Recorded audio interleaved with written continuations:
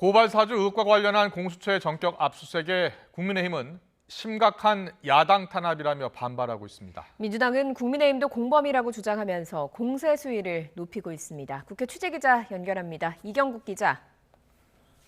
네, 국회입니다. 네, 김웅 의원실에 대한 압수수색도 진행되는 상황인데요. 자, 국민의힘 강하게 반발하고 있다고요? 네, 그렇습니다. 우선 압수수색이 진행 중인 가운데 뒤늦게 사무실에 도착한 김웅 의원 잠시 의원실에서 나와서 입장을 밝혔습니다. 자택과 달리 의원실에 대한 압수수색은 명백한 불법이라고 주장하면서 반발했는데요. 먼저 듣고 오겠습니다. 압수수색 영장 절차를 제대로 밟지 않은 상태에서 불법적으로 압수수색이 시작이 된 것 같습니다. 정치 공작이고 그거는 대한민국이 그동안 쌓아 올려왔던 적법 절차를 한꺼번에 무너뜨리고 있는 것입니다.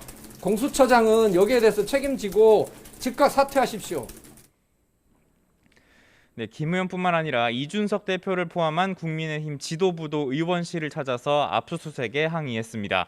심각한 야당 탄압이자 야권 유력 대선 후보를 흠집내려는 거라며 공수처를 비판했는데요. 이어서 들어보겠습니다.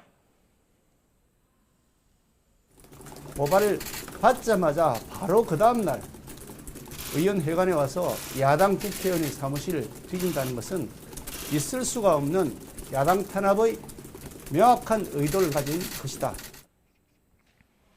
네, 이렇듯 공수처가 본격적인 수사에 나선 가운데 국민의힘은 자체적으로 공명선거 추진단을 꾸려서 진상조사도 함께 진행하고 있는 상황입니다.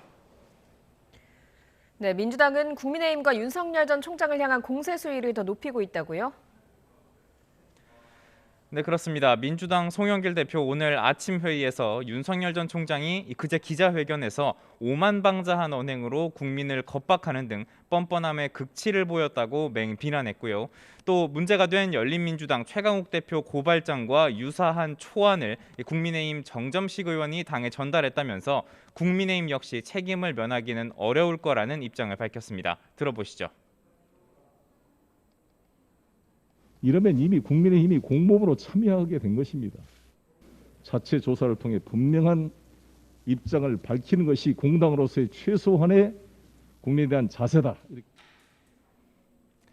네, 이와 함께 민주당 김영배 최고위원은 라디오에 나와 국정조사 가능성까지 언급하며 윤석열 전 총장이 출석하게 될 것 같다고 말하기도 했습니다.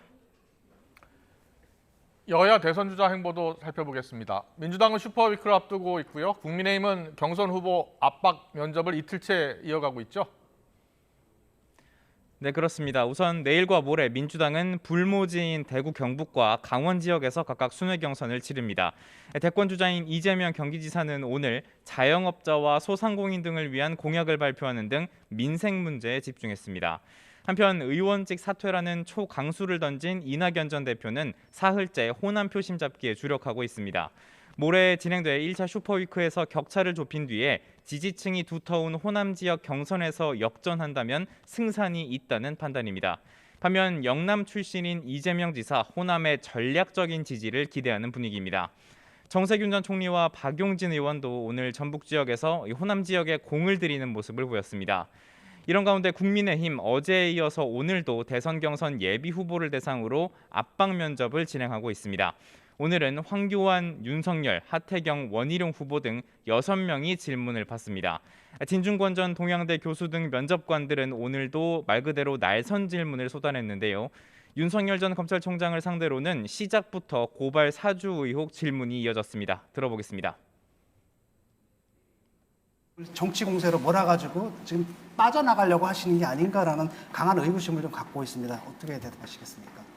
검찰총장이 국회의원 백수십 명이 있는 정당을 사주를 했다는 것 자체가 벌써 굉장히 악의적인 공작 프레임이고요. 네, 이어서 면접관들은 논란이 됐던 윤 전 총장의 주 120시간 노동 발언 그리고 부정식품 발언 등을 다시 소환해서 윤 전 총장을 비판하기도 했습니다. 또 황교안 후보가 지난해 총선 관련 부정선거 의혹을 제기하는 데 대해서는 극우 성향 유튜버가 하는 주장이 아니냐, 동조하는 의원이 있느냐고 꼬집기도 했습니다. 지금까지 국회에서 전해드렸습니다.